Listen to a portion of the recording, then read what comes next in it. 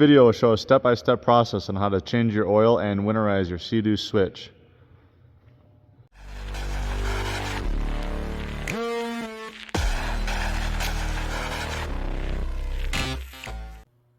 To start off with, we're going to hook up our garden hose to this right side port here.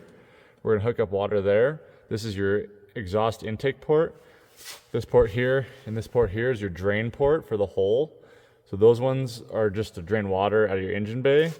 And then this port here is your exhaust drain port. As of now, we're going to leave it hooked up. Before you ever turn on the water going into the exhaust, you always want to make sure your engine is running.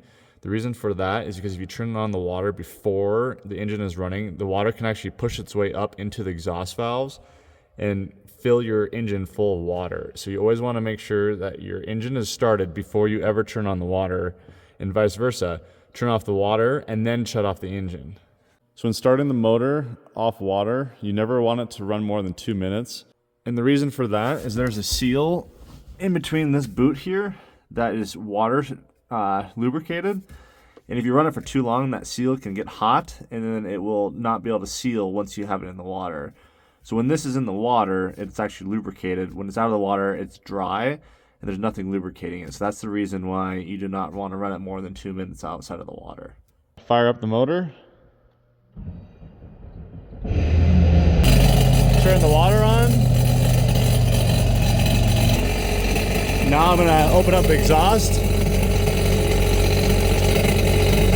Flush that out.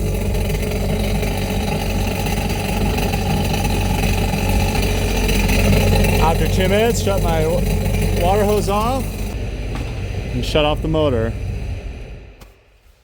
So now what we've done is we flushed out the exhaust system, and then by opening that, we've also drained and flushed out most of the water out of the exhaust. To change the engine oil, you need some sort of oil extractor. This one is air operated. They make hand pump versions. Whatever you can get your hands on, any of them work just fine. And what you're going to do is you're going to suck the oil through the dipstick tube. One thing you're going to need is an E10 reverse Torx bit to remove the oil filter cartridge. The first thing I'm going to do, take the oil dipstick out. Then I'm going to take my oil extractor tube and I'm going to shove it down into the dipstick tube until it hits bottom and stop. And now we're sucking out the engine oil. You're going to want to let it run like this for quite a while until that tube starts running dry. Once the oil has quit sucking oil out, we are now going to go full throttle and we're going to hit the start button and we're going to crank it for 10 seconds. You're going to do that twice and you're going to wait 30 seconds between each time. The reason for that is it will actually allow the rest of the engine oil that's up in the upper part of the motor to settle down to the bottom, and then we can suck the rest of it out. So after I did the procedure of full throttle and started cranking the motor for 10 seconds, did that twice, I have now sucked out a lot more engine oil. Some of you may have experienced overfilling, and that might be the reason is because you did not do that step of starting the motor, cranking it, and getting all the oil down to the bottom of the oil pan. So after your oil is completely drained out, we're going to go and change the oil filter. To change out the oil filter, we're going to take our E10. Okay, once it's completely loose, it should come right out. Have your oil catcher ready. Just stick it in there. I'm using an oil change kit from Sea-Doo. It's a full synthetic 15W40 specifically for the Sea-Doo switch. It comes with everything you need to change the oil and also the oil filter and the O-rings for the oil filter. Okay, once you have your oil filter out, we're just going to grab, kind of twist it out. Next, we're going to take our pick, and we're going to pick out the old O-rings. We're then going to grab our new O-rings. We're going to take some fresh engine oil, and we're going to just put a little bit on the O-rings.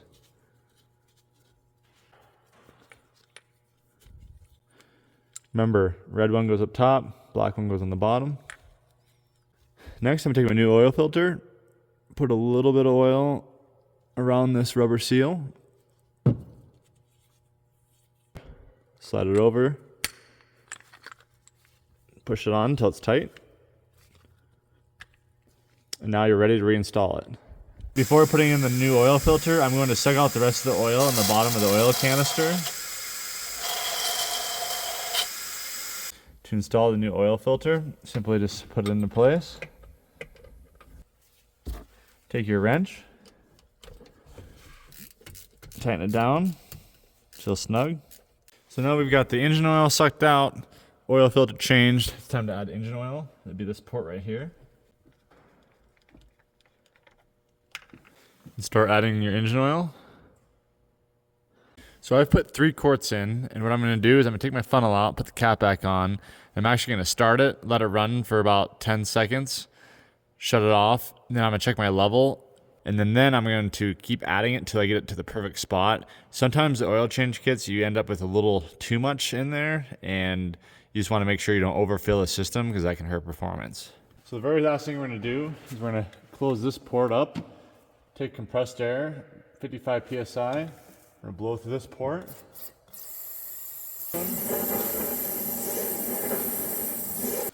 Once you get all the water out of this side, you can open this port. And we're going to blow more air through that port.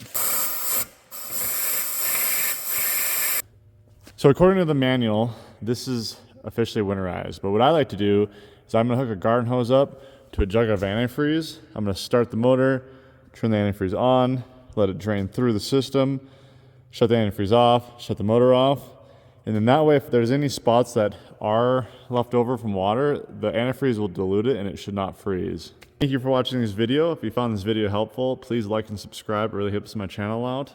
See you guys next time.